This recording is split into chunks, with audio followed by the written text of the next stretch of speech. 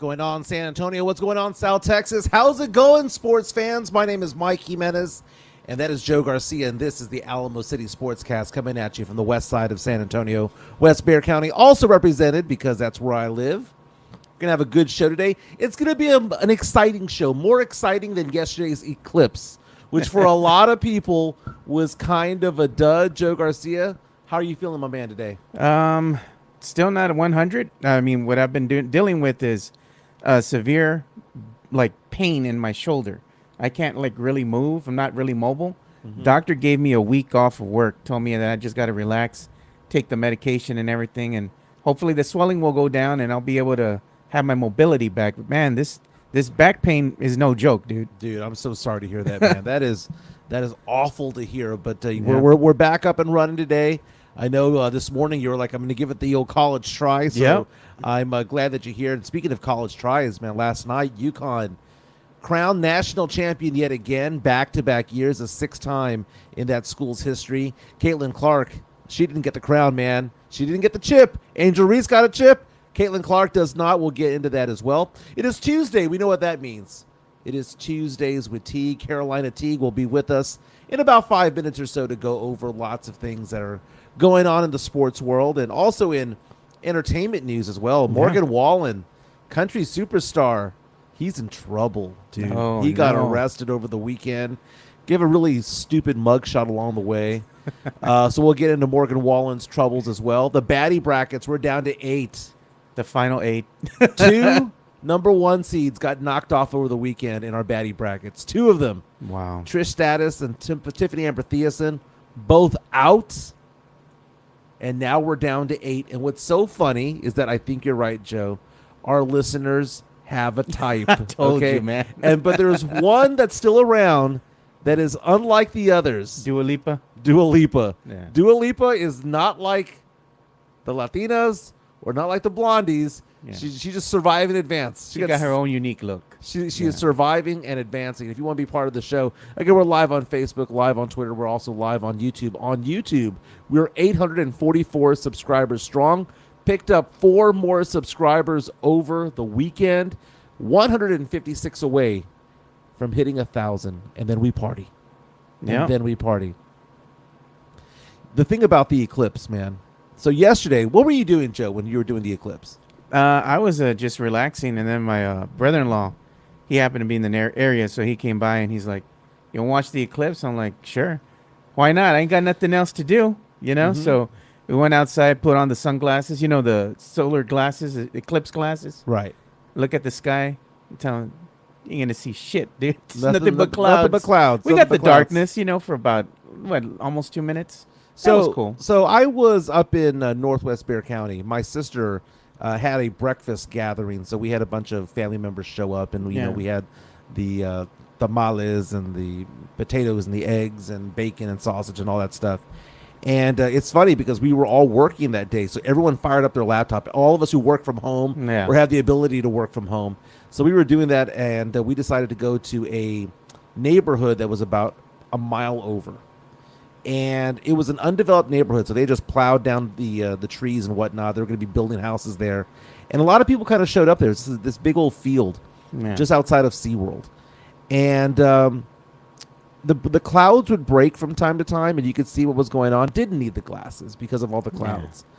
But just the excitement of seeing the clouds break, even for 15 or 20 seconds, was pretty cool. And then it got dark.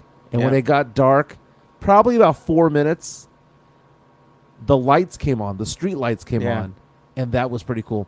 Now, CNN yesterday had a very good story. It was Ed Lavandera from CNN. He did a story about how the animals were going to react to this at the Dallas Zoo. Yeah. It was a great story idea because he was talking about the fact that the animals were confused, that they were, they watched out for predators. They were kind of confused. They were hovering over their eggs when they normally don't do that. Yeah. They got confused for 3 or 4 minutes, and then things kind of got back to normal, and they went on with their day. But that got me thinking about my dogs because my dogs were outside at the time. What were they thinking when the lights went out? But time to dig a hole under the fence. It's dark. Yes. It was a fun time though, and it was funny because we got to. It was an excuse for families to get together. Apparently, there's going to be another one in about 20 years or so. So by then, I'll be in my 60s. But it was good times, man. It was good times. Again, we're going to have Carolina Teague on in a moment for Tuesdays with Teague. A lot of people reached out to me over the weekend about Roadhouse. Oh, God. And people are agreeing with me. I don't know how Rotten Tomatoes has Roadhouse with 59% of critics and people saying that they enjoyed that movie. That was a bad movie. But now when it comes to streaming, I need something new to watch, man. I finished season 8 of Royal Pains. It ended kind of, But all shows are like that, right? Yeah. For the most part, they're kind of like that. I need a new show. So if you guys have any recommendations for me, leave me a comment or two on the YouTube stream, and maybe I'll check out the show. What time is CT going to be on? She should be coming out already. I already sent a message to her. I'm looking to see if she's going to pop in here. So okay, she might be on a call or something at work. So last night was the national championship game between between UConn and Purdue. The other blue blood, UConn. UConn goes on to win that game yesterday. I was excited about one particular player in yesterday's game, and no, it wasn't Zack Edie, dude. Zack Edie going off for 37 points and 10 rebounds. I don't care, okay? UConn goes on to win 75-60. UConn finished the season 37-3. And the thing about UConn, they looked the part, man. They covered the spread all 6 games of the NCAA tournament. They destroyed every team in front of them. And at no point in that game did I believe that Purdue was going to win. Purdue could knock down a 3 to save their lives yesterday, man. It was all about Zack Edie inside. Zack Edie was pissing me off, man. He had 37 points but should have had 60. Why is he dribbling the ball so much? He catches the ball down low, go up. Instead, he dribbles the ball 2 or 3 times. And I watch Zack Edie, and I'm thinking to myself, how could he be so dominant in college basketball? And it'd be so obvious that you're going to be a scrub in the NBA. So it was bizarre, man. I mean, he's a big dude, 15 for 25 yesterday, had a couple of blocks, but he's just so slow. He's a different type of 7'4". Think about that. He's the same height as Victor Wembanyama, but they are 2 completely different people. He's just, I think he's 90 pounds heavier than Victor. Yeah. You know? So he's not very mobile, doesn't have the same handles, the athleticism.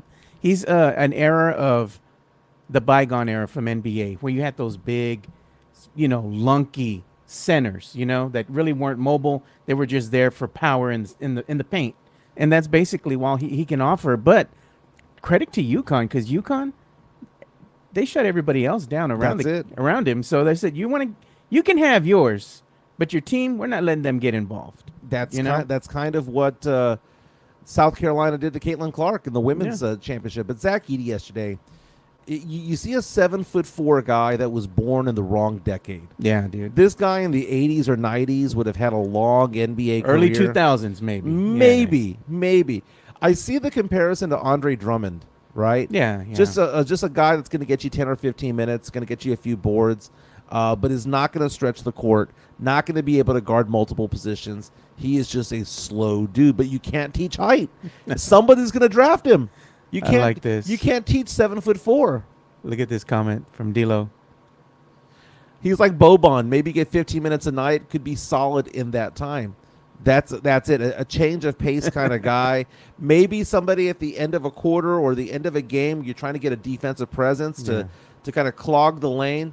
Someone to guard the inbound thrower. We need 3 fouls out of you, brother. Go out there. Yeah, go do something. So I'm watching the mock drafts, and the mock drafts have Zack Edie going somewhere between 15 and 45. Wow.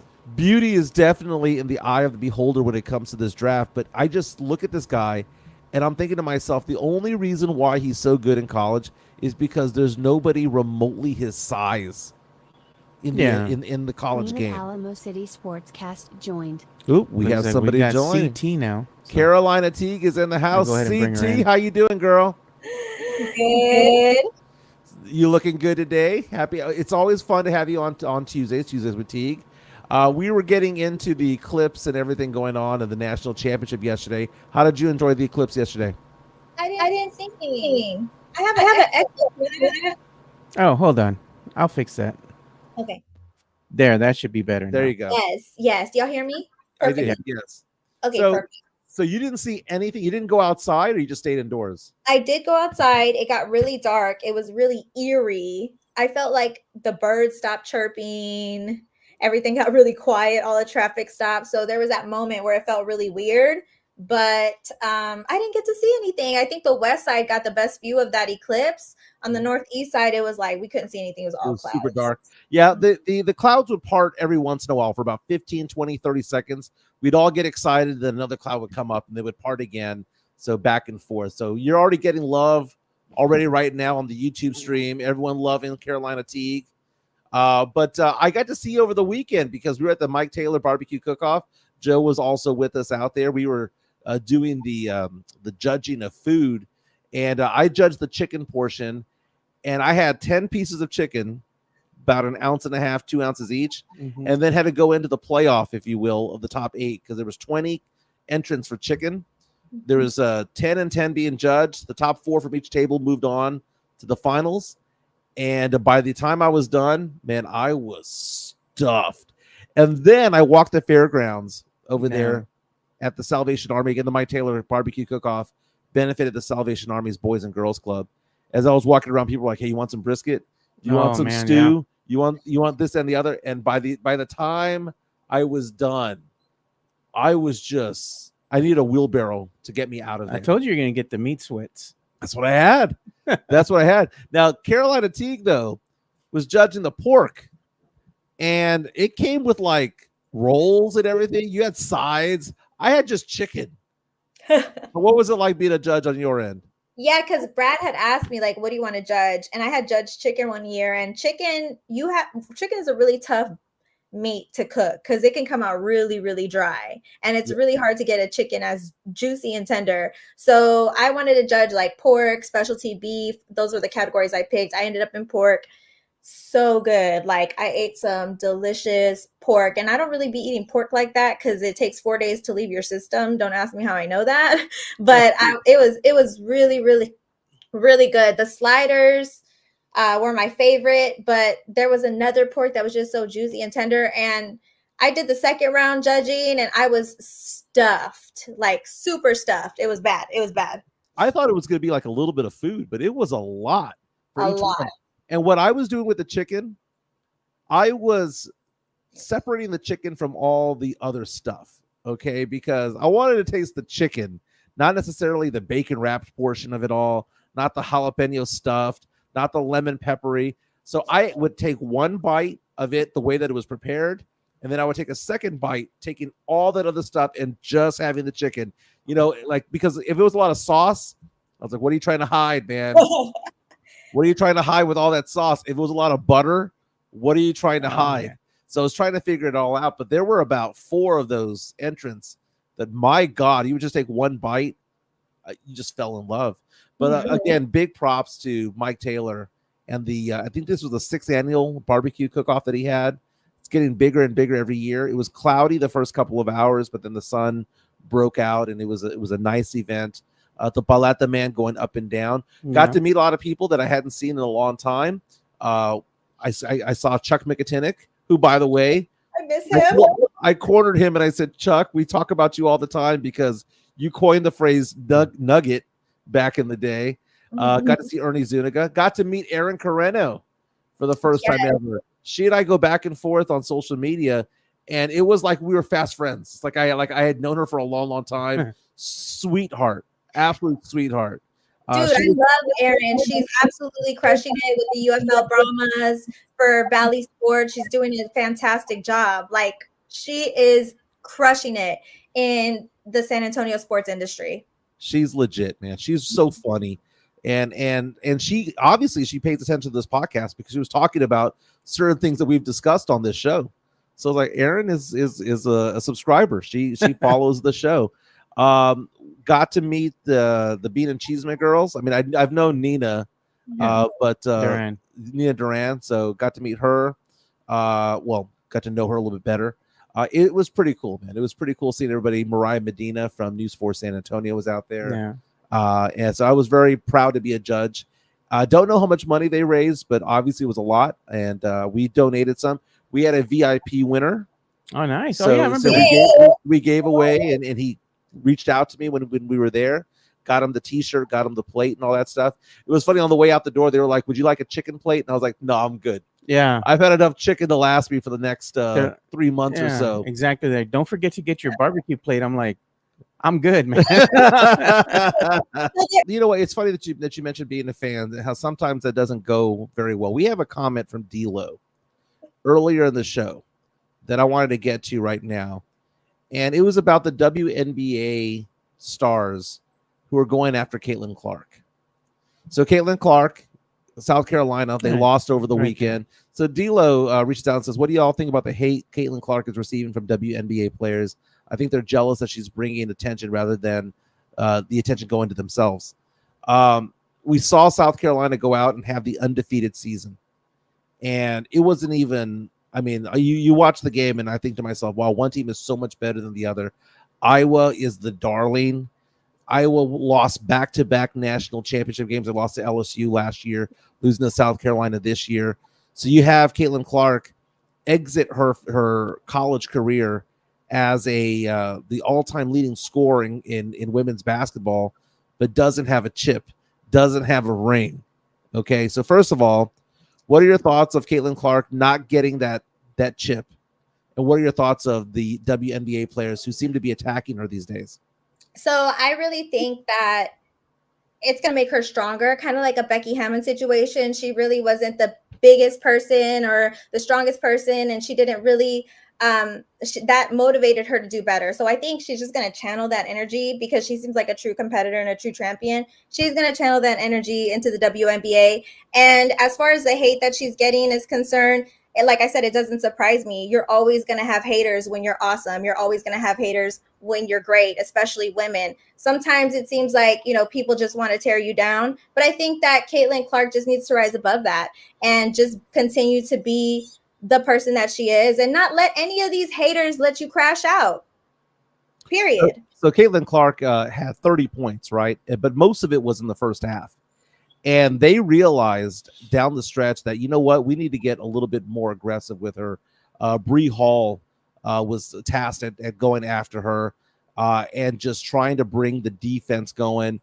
You also had players like Raven Johnson who were going out there and just basically denying her the ball or making her a passer. And one of the cool things about it is that, one of these South Carolina players was kind of disrespected by Caitlin Clark last year. I don't know if you saw that game last year in the semifinals where Caitlin Clark refused to guard her player because she was like, that girl can't shoot, and was waving her off. I don't know if you remember that. She was giving her 15 feet to shoot the ball. She was in the middle of the lane. Her opponent is at the three-point line holding on to the ball, and Caitlin Clark, who everyone thinks doesn't talk crap, but is a big trash talker, was doing this. Like, go ahead. Yeah. Go ahead and shoot. And Iowa won that game. What happened this time around? That same player that she disrespected shut her ass down in the third and fourth quarter, which was remarkable. South Carolina going on and winning the national championship and also getting lots of ratings, man. This Iowa-South Carolina game drew massive ratings. The Iowa game against LSU drew massive ratings as well. It was so much fun to watch. And you take a look at some of these players, and I understand the animosity that sometimes you get from these WNBA players because they're old school. They see the names like Cheryl Swoops, Lisa Leslie. They see even players, most recently that are still in the WNBA that played for UConn or played for or whomever, Tennessee, Texas. And they look at it and they go, well, those are the all-time greats. How can Caitlin Clark, who never won a championship, be considered an all-time great? But the thing is that there's a difference between being good and great. There's a difference between being the greatest and being the GOAT, okay? Because, as I always said, Tom Brady is the GOAT, but the greatest quarterback of all time, or the best quarterback of all time, is actually Patrick Mahomes. So that being said, I take a look at some of these players. They get peeved because it's kind of like, we say that we want the attention, but when we finally get the attention, it's directed at somebody that is younger than us, newer than us, not as decorated as us, just has a bunch of stats. Mm-hmm. So these are the moments where I really wish that Gigi Bryant was still here with us, because I feel like this is the beginning of something great for the WNBA and basketball. And the numbers don't lie. I mean, yes, the attention is now on Caitlin Clark because she is a generational talent, but you also see somebody like Angel Reese, that rivalry. When you look at rivalries and you look at Cody Rhodes, Roman Reigns, there'd be no Cody Rhodes without a Roman Reigns. There's no Batman without the Joker. There's no Caitlin Clark without Angel Reese. Those rivalries also fuel into the ratings too. Mm-hmm. So the fact that now the attention is on the WNBA is a great thing, because the WNBA, they've always talked about how when they get pregnant, they have contractual issues. When they have to take flights, they are not treated the way that the men are in the NBA. Now the numbers are there with the NCAA tournament to back up, finally being able to financially back the WNBA players. And people have always said it's because they don't have the same ratings, they don't have the same viewers. This is actually a great thing, because now hopefully more people tune into the WNBA and they start the NBA and everybody who's behind them, the people who, the sponsors, all that stuff, they get behind the WNBA too. So now these women can be paid fairly, and men lie, women lie, numbers don't. If the numbers are there, and this is one of the biggest championship games we've ever seen, I want that to carry over to the WNBA, because then that just means more money is going to be going to these women, and that's what they've been struggling with for a long time. So to look at it as a bad thing, or be upset about it, or be dismissive and make it a hateful thing, it could be some type of underlying animosity that these women may have, because they're maybe on their way out of the WNBA and might not be able to financially benefit like these new coming women are. But they should be happy for her. They didn't make the money that she's going to bring in, because it's beyond Caitlin Clark. It's beyond Angel Reese. When Paige Beckers gets out there, that's going to be another big name. And then you add that to the already, the Kelsey Plums of the world that are already popular in the WNBA. We're now finally seeing that transition of popularity. I have a bunch of guy friends who have come out to me going, dude, I want to watch this game and this game. And they weren't talking about Purdue and UConn. They were talking about South Carolina, LSU, Iowa, the UConn women's team. Paige Beckers is going to be a star. And now, and you know what? I hate to say it this way, but Paige Beckers is also very attractive. Caitlin Clark is an attractive woman. Angel Reese is an attractive woman. And I know that shouldn't matter, but it does. And I hate to say it. I mean, you have a podcast called A League of Her Own. Remember the movie A League of Her Own? They didn't want to have that girl because they were like, Marla, great hitter, but they didn't want to bring her on. But you saw South Carolina go out there, and then other names out there, Camila Cardozo, who's going out there and just having 15 points and 17 boards. These girls can ball. Oh, yeah. And unlike the men's, they hate each other. And that's the drama of it. I hate the NBA sometimes because they all grew up in the AAU circuit. They all love each other, and they don't have that competitive fire that we used to see with Bird and Magic. Dude, the day the NBA got stupid was the day that Kevin Durant went to the 73-win Warriors team. Instead of beating them, joining them. And that was the thing. So these women athletes are having a fantastic run right now. I think it's going to continue next year. You add them to an Angel Reese, you add a Caitlin Clark to the WNBA, it becomes a bigger deal. It becomes a bigger deal. That was a big deal last night because they crowned a national champion on the men's side. UConn 75-60 over Purdue. We were talking about Zack Edie and his slow ass. 7'4", 305 pounds. The guy is basically a tree down low. Come on, man. He can't be an NBA player. He's not going to be a star. He's going to be a player that might go off for 18 points one day. But he's, as somebody said on our podcast earlier on our stream, he has Boban vibes to him. Yay or nay? I don't know. I would say yay, perhaps a little bit. He can't shoot. He can't shoot. But I fell in love last night. Now, I've been following this guy for a while, but I fell in love last night. And you saw a lot of Spurs fans on Spurs Twitter reaching out about it. There's 2 players on UConn that are going to be drafted in the lottery. Okay, the first one that we're talking about is Donovan Clingan, who is a 7'2" center. He was battling up against Zack Edie. Clingan is I mean, he gives the vibes of Zach Collins. Okay, he's just basically a Zach Collins type of player, so I don't get excited by him. But Stephon Castle, give me more of that dude. Stephon Castle yesterday, 34 minutes played, 6 of 13 shooting, had 15 points, 5 rebounds, 3 assists, and a steal. I was watching Stephon Castle play yesterday, and I kept on thinking to myself, that guy right there is an NBA player. He is NBA ready. Can I ask you a real honest question? Yeah. Do you think the WNBA, the women's NCAA was better than the men's NCAA? By far. Yeah. I'm going to be honest. I totally forgot the men's final was yesterday. I was like, wait a minute. Didn't they already have it on Sunday? And Christian was like, no, the men's is tonight. I was like, oh yeah, that's right. I forgot because the women's was so good. It was. Do you think that there will be the tide turning one day and maybe the women's is going to be more dominant as far as college basketball is concerned? Do you see that shift perhaps happening? Or do you think that because Caitlin Clark and them are leaving, it's going to die down a bit? I think it's going to die down a bit, but I also think the fact that the betting is what drives the men's. Unless the women's game embraces betting, because that gambling is what drives March Madness. March Madness is about brackets. March Madness is about going to Vegas with your boys. March Madness is about hitting up the sports book, doing the online sports betting, stuff like that.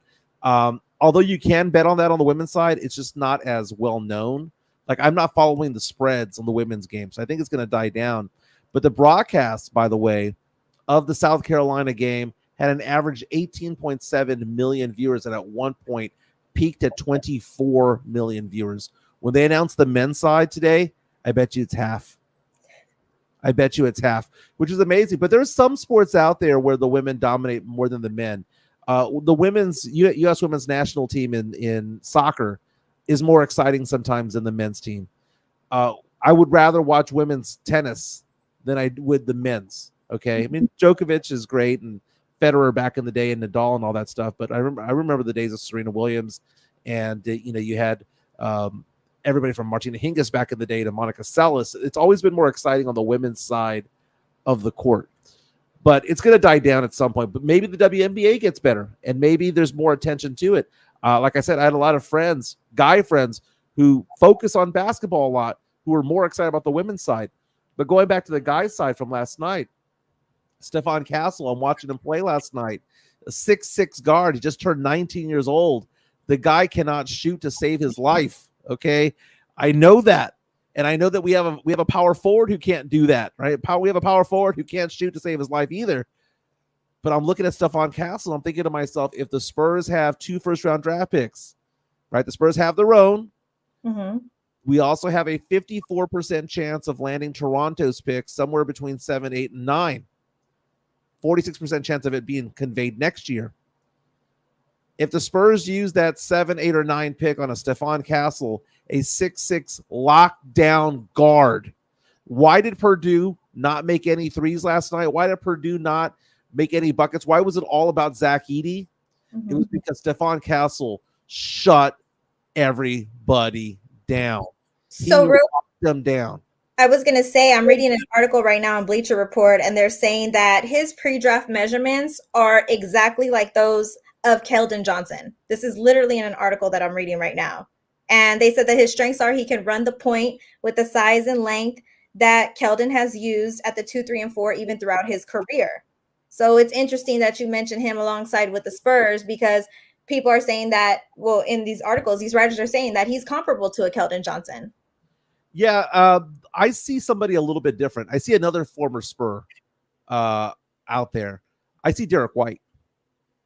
I see a shutdown guard, combo guard who you want to play him the point, play him the point. You want to play him at the 2, play him the 2. But he's going to lock down your guy. He is the one guy that I was seeing out there last night who was defending all 92 feet of the court. His guy would get the ball, the point guard. He was defending him underneath the other team's basket. Okay, and then he's going all the way on. He can finish at the rim. Tavarius reaching out to us saying Bruce Bowen. You know what? If he develops a three, but the thing about Bruce Bowen, though, Tavarius, is that Bruce Bowen couldn't make a layup ever. Bruce Bowen it was more likely that Bruce Bowen was going to knock down a corner three than to actually make a layup. He wasn't going to make his own shot. Mm-hmm. Stephon Castle can actually run the break. He can find the right guy. He has a great high basketball IQ. I'm looking at somebody, if he can develop a 3-point shot, I'm looking at Derek White 2.0. You know, I was going to say, do you feel like his height and weight differential is a factor too? Like, I feel like as far as size comparison is concerned, he's more like a Keldon size, but you're saying skill set, he's more of a Derek White. Yeah, that's basically it. That's basically it. He is 6'6", and were you looking at the Bleacher Report? Is that the one that you were looking at? Yes, that's the one I was looking at. The player comparison. Yeah, I've seen various player comparisons about him that I find to be interesting. I've seen somebody call him Jalen Rose, and I heard that name in forever. But Stephon Castle is somebody that, according to the Ringer, it's kind of funny. Beauty in the eye of the beholder. The Ringer now has him listed as their number one prospect in the draft. And he's considered to be a high floor, not a high ceiling, a high floor, in the sense that you know he's going to be a good NBA player, but is he going to be a superstar player? Right now, the Ringer, as they updated after the tournament, they updated their big board, if you will. Number one by Kevin O'Connor, they have Stephon Castle of UConn. Number two, they have Alex Sarr, the center from France. They have Donovan Klingen, sophomore from UConn. I'm not seeing that. Nikola Topic, the point guard from Serbia, at 4. Buzelis, the guard from the G League Ignite, at 5. Dalton Connect, Reed Shepard at 7. Rob Dillingham at 8. Cody Williams at 9. And Zachary Reese-Archet at 10. It's so funny because there's some drafts that have Zachary Reese-Archet going number 1 overall. So I can talk myself into so many different players, right? What I don't want to see is Brian Wright going out there and drafting the next Joshua Primo. Joshua Primo, because when he got drafted, what did all the Spurs fans say? Who the hell is this guy? But yeah, I don't know. Mock drafts had him going in the second round or the very, very, very end of the first. So the Spurs took a reach at that guy. Now, Oklahoma City did say that they were going to get him at 16. Spurs got him at 12. But just don't do a reach, man. Just get me somebody good. I can talk myself into 12 players. You pick any of these 12 players, I'll be fine. Brian Wright. I'm going to give it a pass. Joined by Carolina Teague, of the queen of the Alamo City Sportscast, according to the title that we have here for you. We do our Tuesdays with Teague, and you didn't watch the men's national championship. What was wrong? You didn't even know what was wrong? Oh, you did? Okay. I was just bored. I watched it and I was bored. I was like, get me through this right now. Like it was just not something. I wanted to watch Monday Night Raw instead, but I was like, I know I got to talk about the championship. It was just, I guess maybe because UConn was so dominant is another reason why I was like not interested. And I think for me also storylines are also important too. I think that also factored into why I was like the women's was way more entertaining. But yeah, I did watch it last night. Okay. People reaching out to us right now talking about the Spurs draft. Tim Gonzalez saying draft Cooper Flagg, who's going to be the number 1 overall pick next year. At least we know that in 2025 that there's a legit number 1, that there's a tier 1 of players. People are talking about this draft being weak, and it is going to be weak, but it's weak in superstars. It doesn't mean that it's weak in like quality players. That's a different thing. You can get a quality player in this draft. It's just you're not going to have a Wemby. You know, there's no John Morant out there. Maybe there will be. I mean, I'll look at like SGA. Like Shai Gilgeous-Alexander did not tear it up his rookie season. He averaged like 11 points. But others are saying, hey, you know, Michael, you know, pump the brakes on Stephon Castle. We already have a player that can't shoot, and that's Sohan. Tavarius saying, no more Jeremy Sohans on this team, please. Oh, my gosh. I mean, well, they do need a shooter, though. And I was just talking about that last night. The Spurs definitely need a shooter. And there was a comment that somebody made that Ty Yeager had a poll yesterday saying, would you choose Keldon Johnson or Julian Champagny? So I want to ask you guys that. Who would y'all pick? Would y'all pick Keldon or would y'all pick Julian? Where are you guys? I would go C, none of the above. Okay, let's talk about this real fast because I did see that poll, and I actually responded to that poll. first and foremost, Keldon Johnson, I love his motor. And if he's going to be a 6th man, 7th man, I'm fine with him being on this team. He's undersized. They call him big body, but he's actually undersized for what he's trying to do at small forward, right? So he's a small forward. He can shoot the 3. I don't mind him being on the team. He's at a good price point. I would rather keep him. Julian Champagnie is getting paid an NBA salary to get his Fitbit steps in. The guy does nothing. He brings nothing into this table, and I'm so upset and frustrated by him this year because coming into this year, I saw him balling out last year in March. He balled out in March. He got a gig with the Spurs this year, right? What did he do this year? Nothing for 4 months, and then he balled out in March. He's doing the exact same thing he did last year. And Champagnie can't guard. He can't shoot. And you look at his percentages, it's like 36% from 3, which is actually pretty decent. But I don't see it when he's out there. He doesn't look like an NBA player out there. So Champagnie, there was a great comment being put out there. I think it was John Dyer from Spurs and Salsa says, dude, if Champagnie is your starting small forward, your team sucks. I 100% agree. I 100% agree. So I'll go ahead and take Keldon Johnson over that other guy, Julian Champagnie, who's getting paid to do cardio. I would take Keldon Johnson. I hate that I have to choose, but if I had to pick one, I would pick Keldon. And I know I feel like he's been getting a lot of disrespect this year, but he doesn't deserve it. He's my personal favorite player, and he's a team player. So whether he has to come off the bench or be a starter, I would pick Keldon over Julian if I had to make a choice. But I do agree. The Spurs do need somebody who can shoot because Wemby is arguably defensive player of the year. And if they put the pieces around him, whether it's a veteran presence or somebody who's able to shoot effectively, I think that the Spurs will be in much better shape. And the only way to go from here, where they're at right now, is up. There's how many games left in the season? 3 or 4? We at 3 or we at 4? I know it ends next week. I know it ends next week. Yeah. So for me, now is the time. I'm excited to see what's going to happen in the future. And a lot of people are saying that Spurs might get rid of Keldon Johnson. I would hate to see him go, but it's going to be exciting to see how they move forward. So Julian Champagnie averaging 6 points per game right now. 6 points per game. Let's pump the brakes. I remember all those games. He's averaging 13 points per game the last week and a half, right? I remember all those games when he was getting 1 point, 0 points, 3 points, 3 points, no boards. Again, he was doing cardio for so long. We need to surround him, Wemby with shooters. No. We need to surround him with a better supporting cast.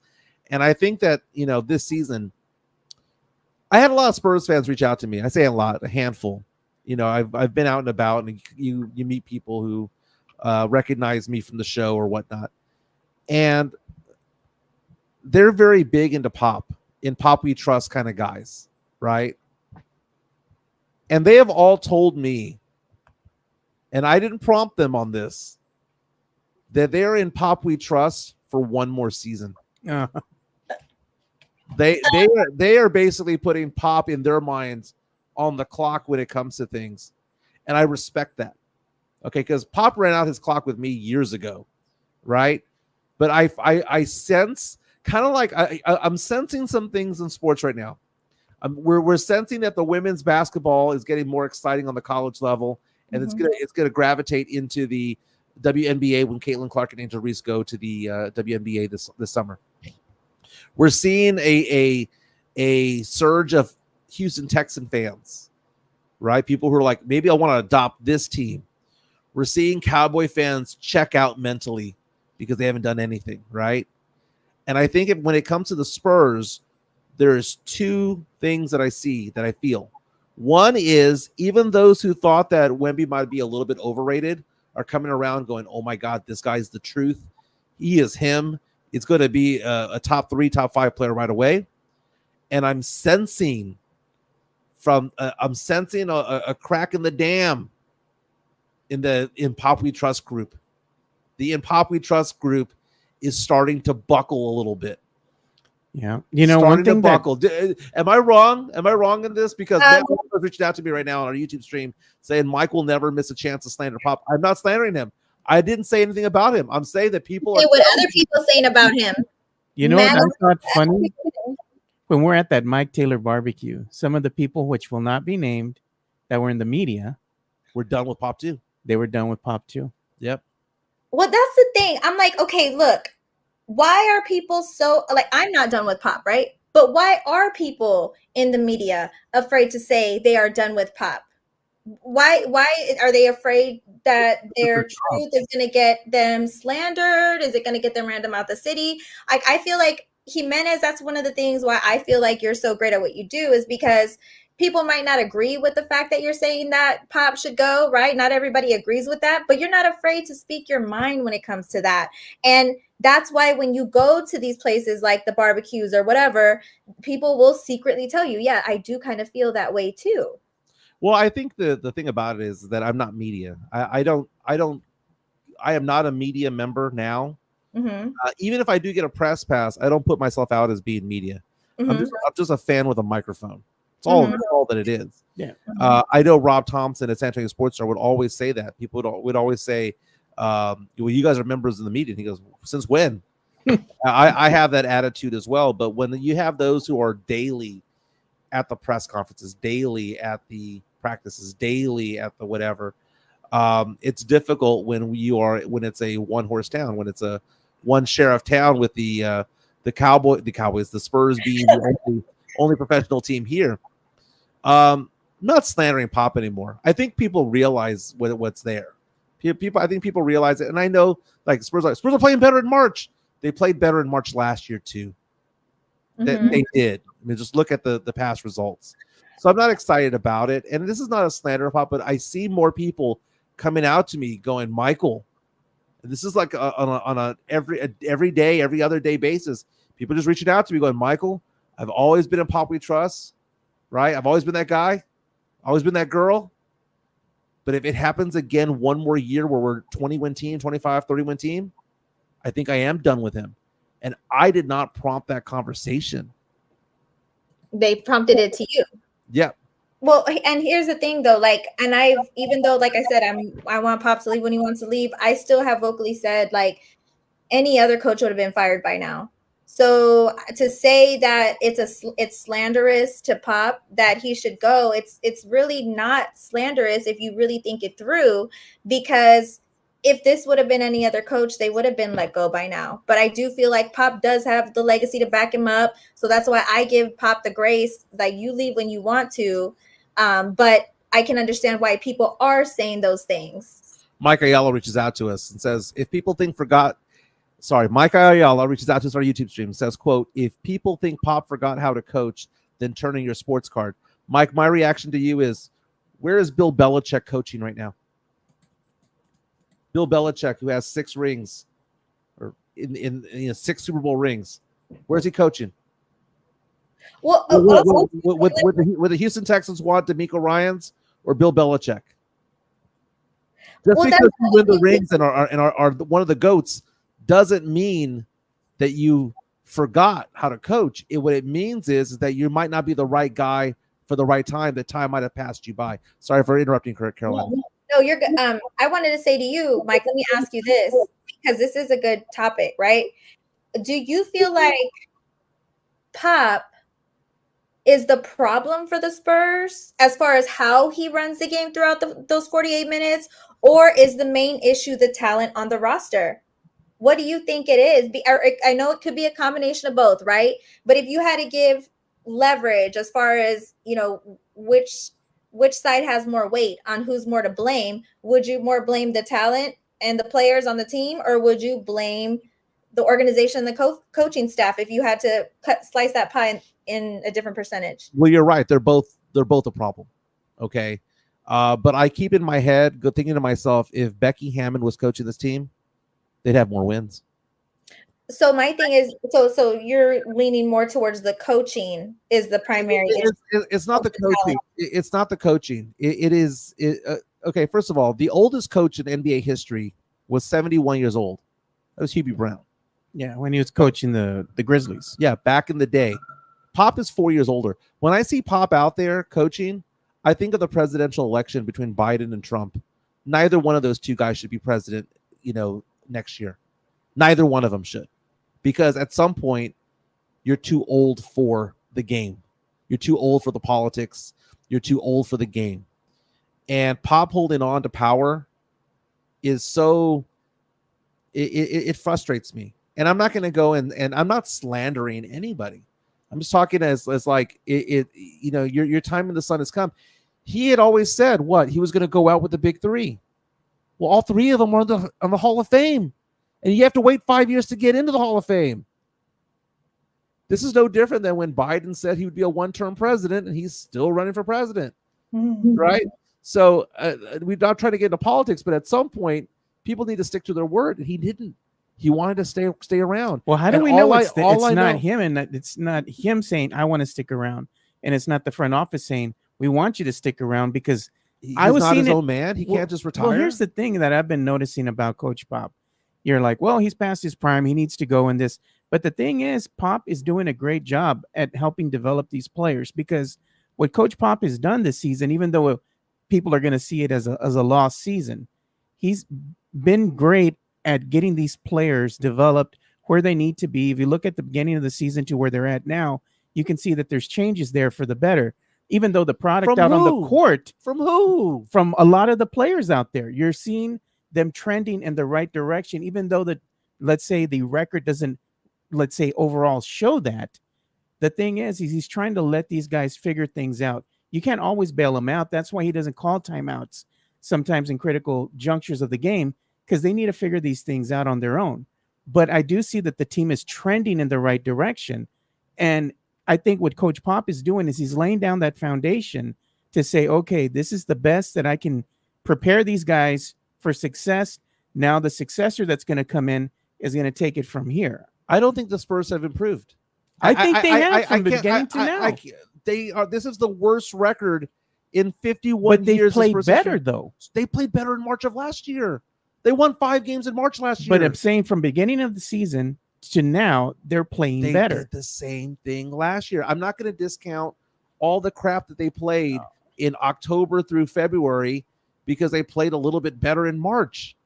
It doesn't mean anything. It's the end of the season. Yeah, it doesn't mean anything, but I'm just saying the players, they're playing better. They're playing more competitive against some of the better teams. It's just not translating into wins. So they're saying, is it a Pop problem or a roster problem? He can only coach his on the team. Are you telling me that Pop has no say in who the Spurs draft? I don't believe that.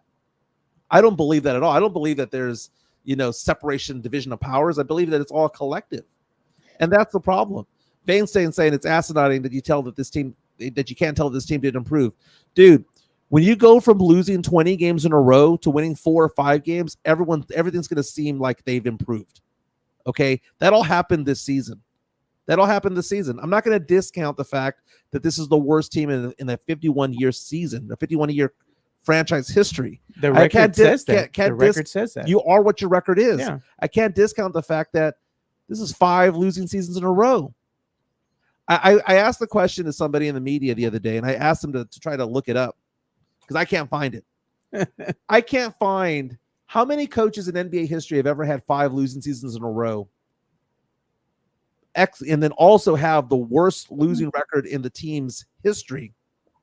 I think people are afraid to admit that you're accurate when you say that, because it is true. Now, the real question, right? And this is a great conversation. I like the back and forth, by the way, so keep it going. The question that I want to ask you both is, if not Pop, who should replace him? That's a big question too, because you don't want anybody in the, even if that coach signs a 5-year contract, right? And they have Wemby and all the talent in the world, you want anybody to coach. And if they're not a good coach and they can't get them out of the Western Conference Finals, you would have a problem with them too. You know what's going to happen here? I do have favorites. Coach. I do have favorites. Becky would be my number 1 favorite, right? Why? Because I think she identifies with players. I think she's a smart mind because she played point guard back in the day. I think that Becky is a brilliant mind. Okay. Who would want to have that opportunity to be the the first female head coach in NBA history. Okay, but beyond that, if she comes in and let's say picks up the helm for Coach Pop here, Right? You have the same roster. So all the flack that you're giving Coach Pop for, oh, Coach Pop can't coach. Oh, this team is horrible. I didn't say he can't coach. But I'm saying he can't if identify. she comes in and she tries her best and the record's still indicative of, let's say, the talent that's on the team, is it Becky's fault or is it the roster's fault? Well, it takes a while sometimes for a culture to switch. Yeah, because she can't come in and say automatically she's going to make a big difference, or any other coach that coaches this team is going to have a dramatic turnaround and say, like, we're going to take you from 20 wins to 40 wins. So we keep wasting Wemby's career. I'm not saying you're wasting the career. That's where we are right now. We're 5 losing seasons in a row. He's had one rookie season right now, and I know a lot of people say it's a wasted season, but it's not. He's learned a lot, and he's grown as a player, and so have some of the surrounding cast. It's just the record doesn't indicate that. But if you're looking at what they're doing, they are getting better. Trey Jones is not a starter in this league. Well, we know that. Not. Jeremy Sohan is not a starter in this league. Julian Champagny is not a starter in this league. Keldon Johnson's not a starter in this league. Zach Collins is not a starter in this league. So if somebody else was to come in, I'm not saying that another coach could have come in and brought this team to from 20 to 40 wins. 20 to 40 wins. But what I'm saying is you probably would have gotten 30. I think Becky could have gone 30. But the question that is oftentimes there of, well, who's going to replace? You're never going to have a 5-time NBA champion coach come in and replace. Okay, it doesn't happen that way. Bill Belichick was not replaced by somebody who had won rings. Okay, Jimmy Johnson was not replaced by somebody who won rings, and in the NBA, Pat Riley was not replaced by somebody who won rings, and neither was Phil Jackson. You just go to a youth movement, and the youth movement is not only on the court, but it's also off the court. And it's just, it irks me right now. And I brought up the parallels to politics. When you have a bunch of people who are holding on to power, that have been senators and congressmen for 20, 30, 40 years, and that want to be president at age 80, that's both Trump and Biden. I am tired of seeing the boomers still trying to grab on to hold on to power. Pop said a long time ago he was leaving with Tim, and he lied, and it hasn't won since. But how do you know it's him that wants to not leave, but he's not being asked to stay? No one is going to. No one, if he wants to go off and say, you know what, I want to have an emeritus status, and I want to be able to just simply be a front office type and be a consultant for the team, they would do that for him in a heartbeat. Okay, but I'm not saying fire him. I'm not saying fire him. I'm saying give him a role within the team and organization that allows him to be vocal, that allows him to have be part of the Pop in the front office. I'm not saying kick his ass to the curb and take away his card key. I'm not saying that. Take out Coach Pop, insert another coach, and the record still would have been the same. So real quick, I just want to say, backing away from, I want to be realistic for a second. In order for the Spurs to get a championship team, yes, we do need both, and we acknowledge that. And Mike, you're right. Pop can take a step back, put somebody else at the helm, and see if they move forward. If we were to have Becky Hammond come on, and that's a big if because she's complacent with the WNBA. They just won 2 titles with the Aces. And people's rebuttal to that is she already came to a playoff type of team, and that's how she was able to get them across the finish line. But you also have to be a witty and smart coach to get them there. Let's just say Becky were to be the replacement for the Spurs, right? And Coach Pop takes a back seat. They also have to have that talent element come in as well. The Spurs need to draft or bring in somebody, perhaps via a trade or the free agency, like a Trae Young, like everybody wants. It's going to also help Wemby too. So I see both sides as far as talent and coaching is concerned. I don't think Pop should be fired, but I think there's a misconception and people are misconstruing what Mike is saying. He's not necessarily just saying get rid of Pop completely. He's just saying let him take a back seat and assist the next up and coming coach that's there for the Spurs organization to help them lead them to a championship. And I don't think that's wrong to say that because that's his opinion. And I'm not going to say the ageism thing, I'm anti-ageism, but I do feel like whatever direction they go, Pop definitely has to be there, because Pop can develop players. Everybody has respect for Coach Pop. He understands how to create a culture where it's all about the team. So I can see both sides. I just thought it was a great debate, and I like watching it go back and forth. So people asking the question about like, well, who would you get? Who would you get? You know, Steve Kerr did not have coaching history, and he became a champion as a head coach. Eric Spoelstra, who by the way was mentored by Pat Riley, didn't have experience as an NBA head coach either. It is very possible to get a young person out there and be mentored. I think Pop needs to be mentoring the next coach more than he does need to be mentoring Wemby, or maybe equal amounts. Chris Lehouse saying that my voice cracked when I was talking about it because I'm a Spurs fan. No, he said your voice cracked because you lied. No, my voice. Oh, no, because I said that he lied. Because I said that he lied. God. Matt Lerma saying you're drunk, go home. Well, Matt Lerma will be a Popovich apologist from here until eternity. I kind of get a feeling that if the Spurs have 5 more losing records in a row and then 10 more in a row, he'd be there like that guy in Three Amigos. I'm still here with you, El Guapo. You know, he'll be that guy. But no, I'm done. 5 losing seasons in a row. It's been 10 years since the last title. It's time to move on. It's time to move on. He lied.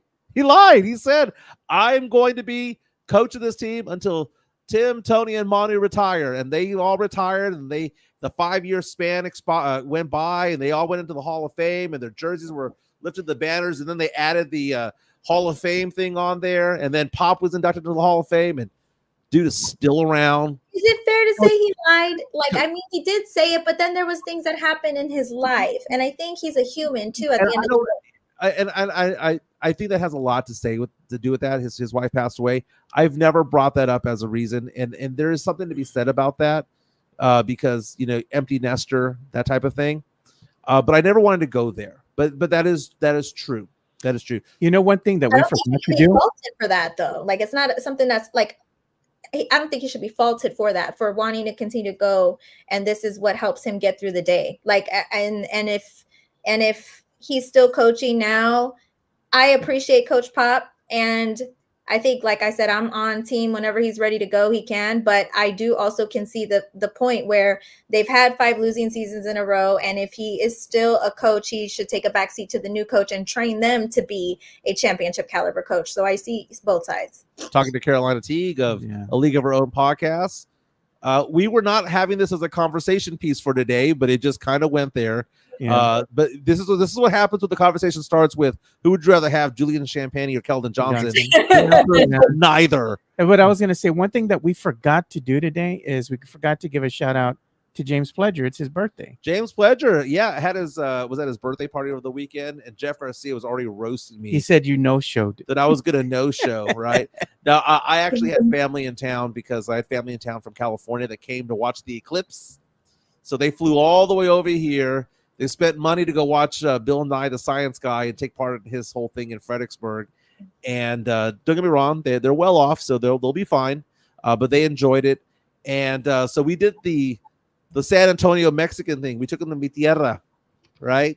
Went out there, had some food. By the time I was done with all that, made my way over to the Rue Pub. It was already 11 o'clock. So I did show up over there. I was with Pledger for 2 hours. Happy birthday to my brother, James Pledger. I love you, my man. You're a good man. I can trust you completely. And I'll never forget the first time I met him.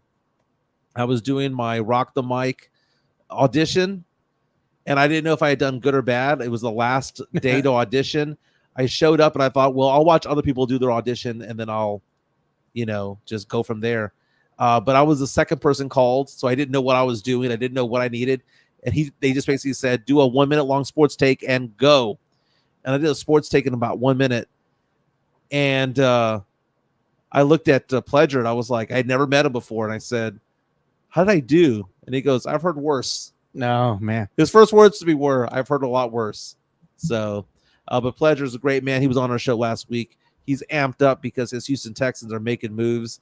I know Carolina Teague is amped up because her Bears are doing something for Caleb Williams that they never did for Justin Fields, which is put a team around him.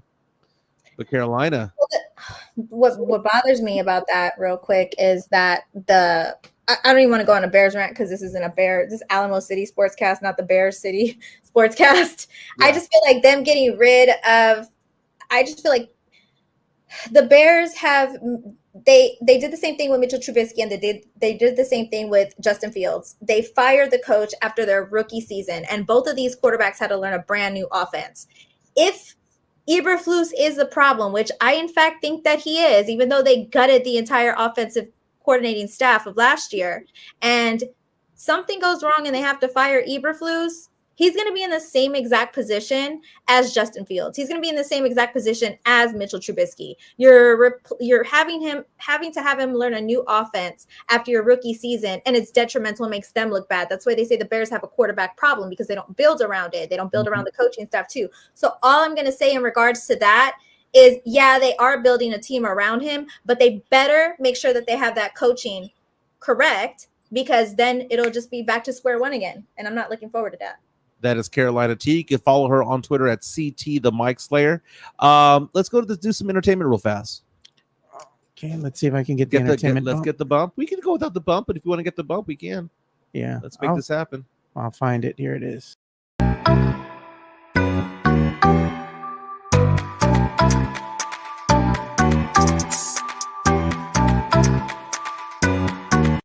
And if you can show my screen, we're going to show you the photo, a mugshot of Morgan Wallen, the country star, arrested on 3 felony counts over the weekend, arrested Sunday night in Nashville, accused of throwing a chair off a rooftop bar several stories down. I believe it was 6 stories down. It came crashing down, did not hit anybody, did not hurt anybody. But the fact of the matter is that he's accused of hurling this chair several feet down to the ground. There's photos on TMZ.com, not only of his grinning mugshot, looking like a douchebag right there, but also of the scene and him being taken into custody as well. Goes on to say that he was booked Sunday night on 3 felony counts of reckless endangerment and 1 misdemeanor of disorderly conduct. He was released after posting a bond of $15,000. It fell 6 stories. So this was the rooftop bar that he was at. And again, he was accused of throwing it out. There is apparently video of this being done and photos and a bunch of people coming out and saying, yep, that was him. He was the one who did it. But again, Morgan Wallen arrested over the weekend. And dude, can you imagine if that chair had hit somebody? Could have killed him, man. Could have killed somebody. And it wasn't like a little folding chair. No. It was like a deck chair. Yeah. That he threw out there. I mean, can you imagine? What if he would have hit a mom and a kid or something like that on the street, dude? And this was on Broadway Street. Yeah. So for those of you who don't know what Broadway Street is in Nashville, that is the equivalent of 6th Street. Imagine somebody on 6th Street, because I've gone to 6th Street before, and you see those bars that are 2 and 3 stories tall. Now add 3 more stories. Now add somebody hurling a chair off of that into the crowd. That's what would have happened. What could have happened. That's the equivalent of what allegedly happened in Nashville. But Morgan Wallen going to be in trouble. Going to be in trouble. He's going to face a little bit of time. I'm not saying that he's going to spend like years in jail, but he's got to at least spend a week, man. At least a week in the Nashville jail. That's all I'm calling for at this point. What are your thoughts, CT? That's really dangerous. That's really dangerous. Like, who throws a chair over several stories? You know, somebody could die because of that. I know it sounds crazy, but they could be seriously injured or they could pass away. I can understand why he was. I want to know what the chair did to him. What the hell did the chair do to you for you to throw it over the roof? That's what I want to know. That's the main thing. What the hell did the chair do to you, bro, for you to throw it over the rooftop? And in fact, there's video of this being flung. TMZ gets everything. He just chunked it down, dude. He just chunked it down. Hand of a fist saying first timer, probably going to get a long probation. Or you can just make an example out of him. That's what I would do, you know, throw the book at him. And if the guy is smiling in the mugshot, put that into evidence. He didn't give 2 craps about it all. There's nothing wrong with saying mugshots, okay? And I'm saying that because I've been down that road before. All right. When we smile in our mugshots, that just means we're just like, we go just roll with the punches. Whatever No, happens. you try to get on that Twitter account that has the hot mugshots. Have you seen that? Oh yeah, I ain't that pretty. Remember that dude who was like he was kind of like biracial. They had green eyes. Yeah. Oh He yeah. ended up modeling job out of it. Yeah, and he ended up I think he ended up doing some shady stuff too. And yeah, he was. Well, of course, he was doing shady stuff. He was. He's a criminal. Yeah, you're right. I think he was like attempted murder or something like that. Yeah, like he was not a good like dude.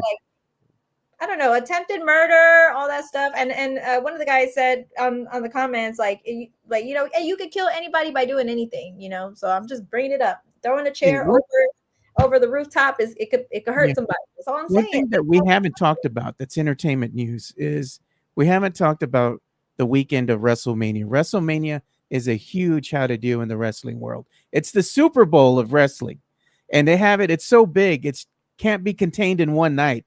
Has to be 2 nights, Saturday and Sunday. They had a lot of fan favorites come out, a big how to do. I, for one, was watching, pleasantly surprised when I got to see The Rock and Cody Rhodes go at it, you know, and it was fun. It was fun for me, even though I knew what the outcome was going to be. Then you go to Sunday, which is night 2. Night 2 to me was a lot better. And it was the crowning achievement for night 2 was Cody Rhodes finishing his story, and I liked it, man. I thought it was enjoyable. I enjoyed it. I know that, you know, Chris Leha, Sith, and everybody else, they had a Twitter Spaces to, you know, kind of talk about WrestleMania and whatnot. And I helped them out with that as well, and it was a lot of fun. I will support Teague with RCW and all the things that are local in nature, and I will go to the events when they're in town from time to time. Like I went to Raw is War, whatever they call that. So I've done that. But to spend a weekend doing WrestleMania, I'd rather watch Big Trouble in Little China 12 times. What? You need to get more into wrestling. That's my goal this year. I need to get you more into wrestling. Like next year, I want to go to WrestleMania. Look at this. I love this comment from Swiss. Mike won't watch WrestleMania, but he'll watch Grey's Anatomy. You have to go to WrestleMania. Like, oh, it just looks like it's so much fun. That's my goal next year is have enough money, go to WrestleMania, have a good time. It just looks like so much fun.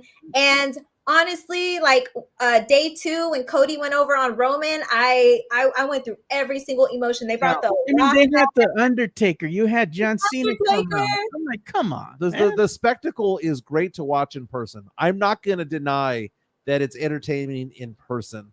It's the watching it on TV that I don't understand. Oh man, it's better on TV. It's like a soap opera. It's like a sports soap opera. That's how you got to look at it. Look at the storylines.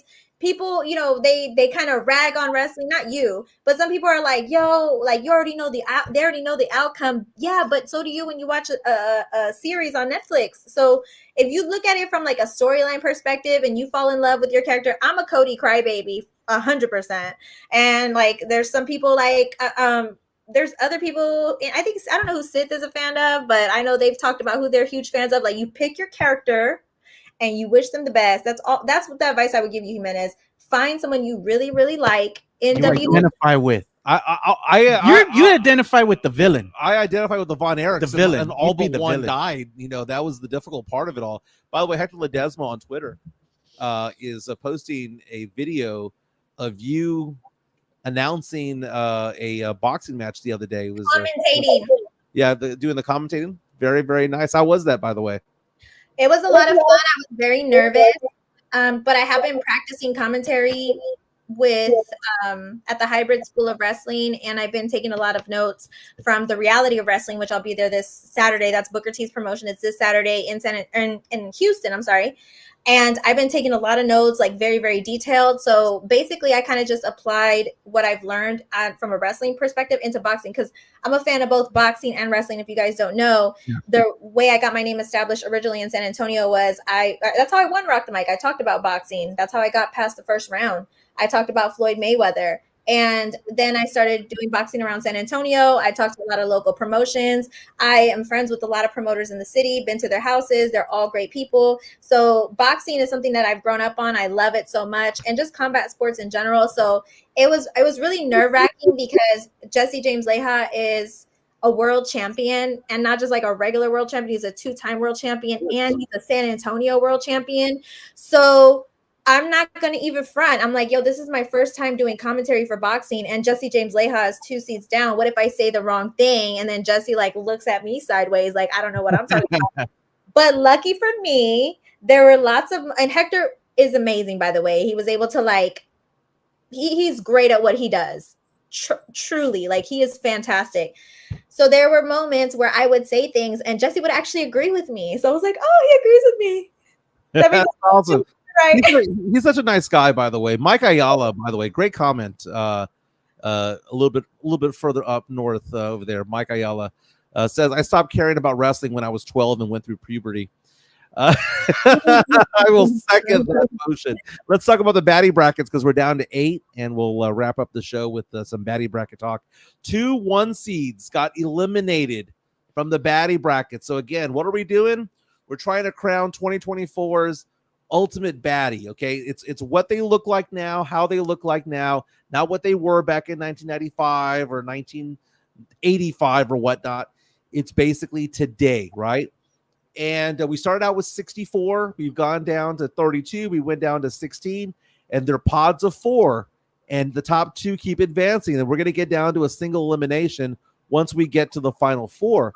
Now, in the first 2 rounds, I reseeded these ladies because based on how they performed.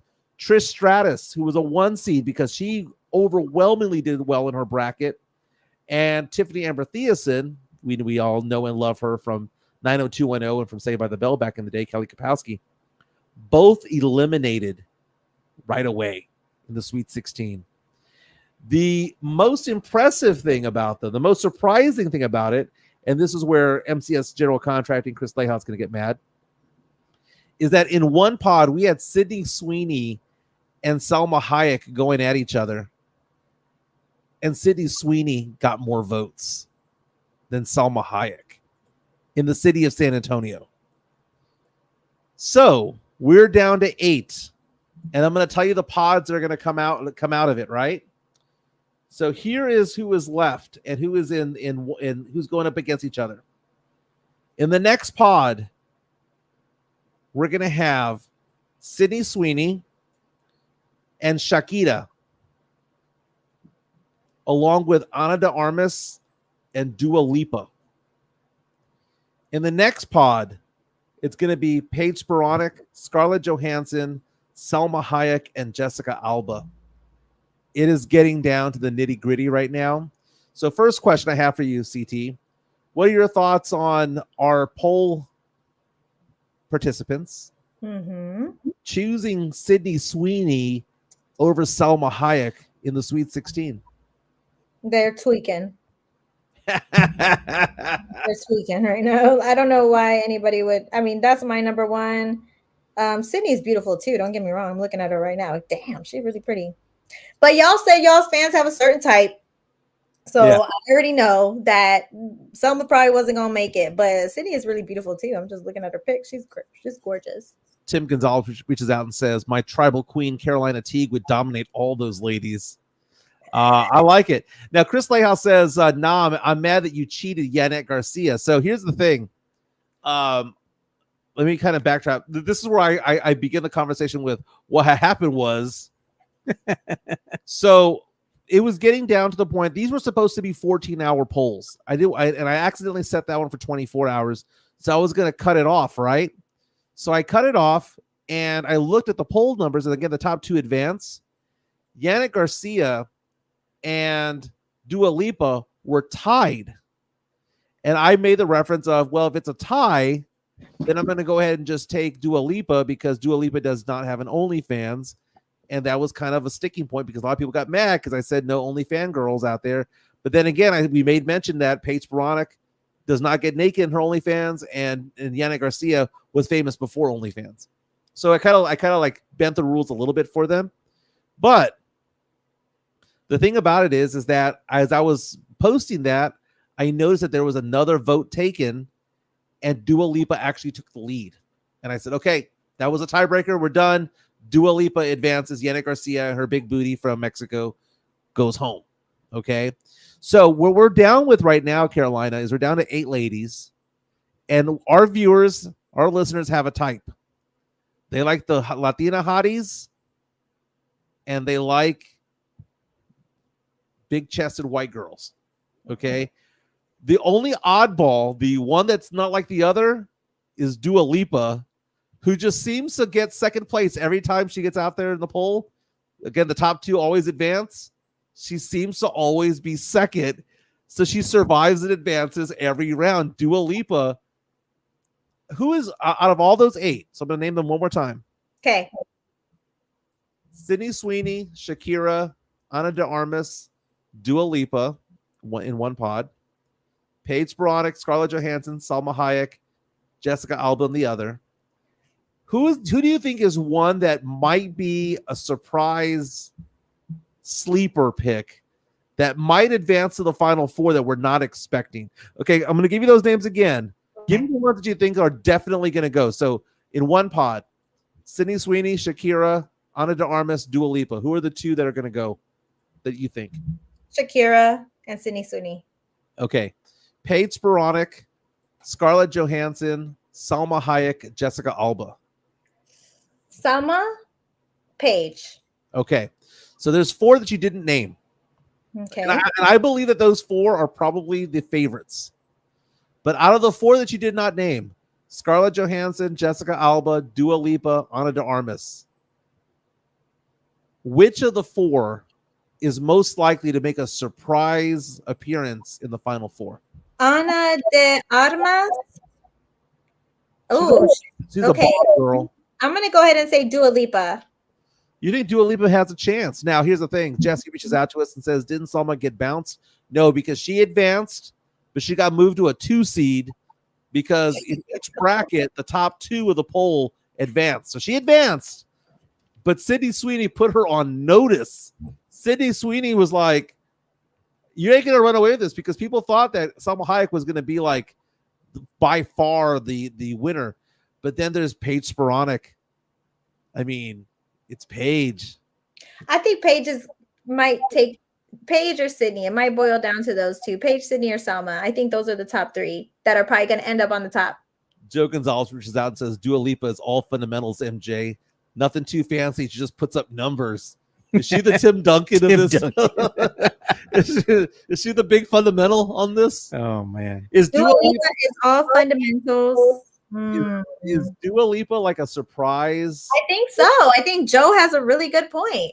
Like it's all fundamentals. Yeah, for sure. I mean, that's a really good take. And you said she's getting better at dancing, Mike. She is getting better at dancing. She's Albanian, so she's got a little ethnic in her, Albanian. She's not like, she's from England, but she's not British. She's Albanian, that's Mediterranean type, darker olive skin, If Dua Lipa walked into any bar in San Antonio, she would be like, everyone would love her. Every guy would love her. And every woman would hate her. Yeah. I don't know, but okay. Did y'all see the there's Charles Barkley's in here saying San Antonio women are ugly. So I was like, San Antonio women, we're all beautiful, okay? I'm just messing with him. I'm messing with Jonathan. Oh, okay. I'm just messing with him. But yeah, I think San Antonio women are really beautiful too. I mean, if I had to pick a San Antonio woman I'd put in the baddie bracket, I would put Isis Romero from y'all remember her? Yeah. She's on Ken's 5. She's on Ken's 5. I would put her on the baddies bracket. It would be Isis Romero. Matt Lerma. Look at what he says. I'll admit and nothing wrong with that, man. Okay. Nothing wrong with that. So Chris Layhout's going to go after him. See, there are people who vote for her. Okay, there are people who vote for her. Mike Ayala says Paige doesn't even deserve to be in that list. Oh God. John says milk dud head. Who is a milk dud head? I don't know, but milk duds are delicious. Or as Kramer would say on Seinfeld, they're refreshing. Refreshing.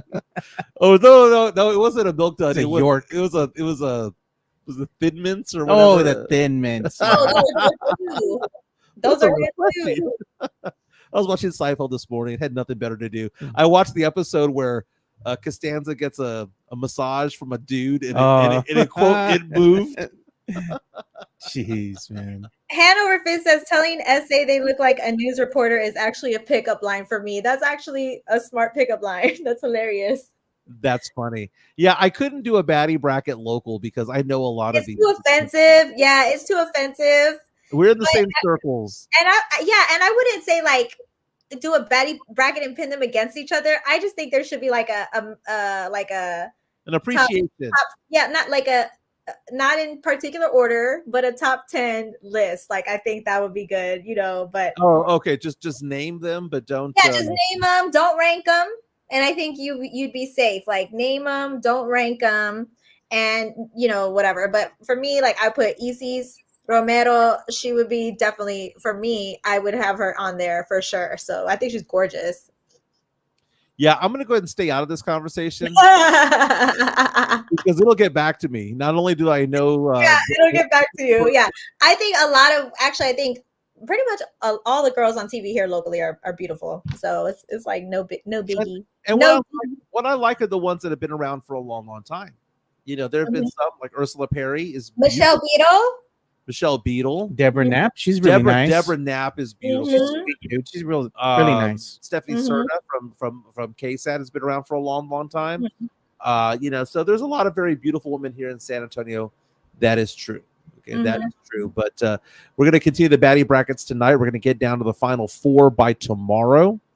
I'm super excited about that. We'll do a leap and make that leap. Dude, when it gets down to it, we're gonna get one-on-one when it comes to these final 4, right? Like Paige Spiranek against Sydney Sweeney, or Ana de Armas against Salma Hayek. That's gonna be interesting. Where do the San Antonio loyalties lie? And if I was to ask you a question real fast before I let you go, because the show's about to wrap up, if we were to go to those 4 quads right there, Sydney Sweeney, Shakira, Ana de Armas, Dua Lipa, who's your vote going for? Sydney Sweeney. Paige Spiranek, Scarlett Johansson, Salma Hayek, Jessica Alba. Salma Hayek. I'm sticking with my first pick. I have always thought from the get-go, and I made the announcement back in the day, that the final would be Salma Hayek against Sydney Sweeney. And it's looking more... You know what this is like? I mean, it's looking like it was destined for Caitlin Clark to go up against South Carolina. It just feels destined to happen.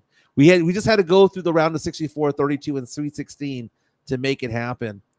But make the stallion born an essay. I'm dead. I'm dead because her friend Kelsey did a diss to her. Because she always says she's an H-Town hottie, and then her best friend Kelsey did a diss track on her, and she was like, I thought somebody from Bexar County said something. You was born in Bexar County. So that's why I'm saying that, because she exposed that she was born in Bexar County. So it's funny. Hey, Michelle Rodriguez was also born in San Antonio. So. No way! From Fast and Furious? Fast and Furious, yeah, born in San Antonio. Wow, I didn't know that. So I'm looking at a list right now of famous people born in San Antonio. Most famous person born in San Antonio, according to this list, according to imdb.com, is Carol Burnett. Oh, yeah? She was born here. There's an actress named Summer Glau, who they have as number 2. She was on Angel, Firefly, and Serenity. She was also on Terminator, the Sarah Connors Chronicle. Number 3, they have Michelle Rodriguez from Furious 7, born 1978 in San Antonio, Texas. They have listed on here a Gil Birmingham. Oh, I didn't know he was from San Antonio. Gil Birmingham from Yellowstone. Madison Davenport, never heard of her. Steve Howry from Bride Warriors. James Roday, who went to high school with my former brother-in-law. Joan Crawford. Wow, did not know that. Henry Thomas, Jared Padalecki, Robert Rodriguez. We got some names here. So Noelle Wells is a comedian, actress. Jimenez, I was actually trying to Google the list you're reading down right now. So I Googled San Antonio women. Yeah. And the first thing that popped up I thought a San Antonio woman would pop up. It says a Reddit thread, and it says, "Was Charles Barkley right about the women of San Antonio?" I'm like, dang, like we cannot escape that comment from Charles Barkley. It's so funny. I mean, it's the most popular thing. It's the most viral thing that ever happened with San Antonio women. But yeah, no, the list you gave, I was like, okay, I was trying to see who was born in San Antonio. But well, you know what is coming up, right? Fiesta.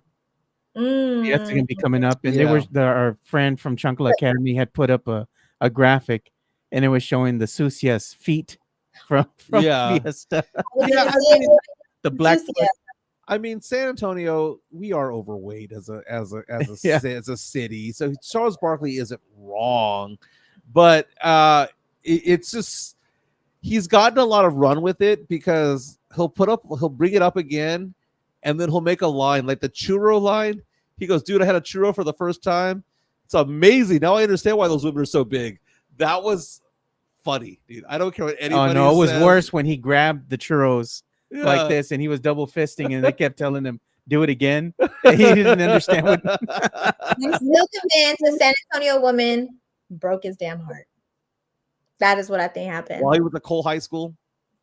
Wait, what? While he was at Cole High School. Maybe. We don't know. From San Antonio. You know what? And but you know what? He was around San Antonio women for so long because he lived here. So maybe he has some point of reference. He was out by Fort Sam Houston. I think he got with a girl in San Antonio. He had feelings for her. He caught feelings for her. She broke his heart. And ever since then, he just had this like chip on his shoulder and this spite. And every San Antonio woman that would walk by, he'd be really judgmental of them. And then one day he was just so angry, it just came out on air. And I think that's what happened. Speaking of breaking hearts, John reaches out to us and says, "Jessica Alba is the girl you bring home to meet mom. Sydney Sweeney is the girl mom warns you about." Real fast, Spurs back in action tonight. They take on the Memphis Grizzlies. Right now, Spurs are favored, even though we're on the road. Spurs are favored by 4.5 points. Lots of injuries with the Grizzlies right now. Wemby averaging 21 points, 11 rebounds, and 4 assists on the season, along with 3 blocks. Could this be the day that Wemby goes for a quadruple double? I'm going to mark it down right now. He plays tonight. Wemby gets a triple double. Book it. Book it. They're favored to win by 4.5. And if they do win, that would be win number 20. Again, the worst record the Spurs have ever had in franchise history is 20 wins in a season. Yeah. This would at least get them to 20. But again, Spurs favored by 4.5 tonight. Spurs have 4 games left to go in the regular season. Only 9 wins on the road this year, but the Spurs have 4 games. They have on the road against the Grizzlies, on the road against the Thunder, home against the Nuggets, and home against the Detroit Pistons. Yeah. Speaking of home, it's time for us to say goodbye to CT. She's got to get going for today, but thank you for joining the show. Carolina, one last thing before I let you go. Your hair looks amazing. Thank you so much. Actually, this is how I woke up. I was gonna say I really love you guys. Tonight I'll have not Tuesdays with Tea. What the hell is my show called? League of Our Own tonight is my podcast. I'll be on League of Our Own tonight. I love you guys so much. And I'm so sorry I didn't mean to make you guys uncomfortable earlier. I just want to say I have love and respect for everybody, and I want to see everybody win. So I will see you guys later. League of Our Own's tonight, and I'm going to be at Mission Pro on 420. I won't be at River City Wrestling. I will be at Mission Pro.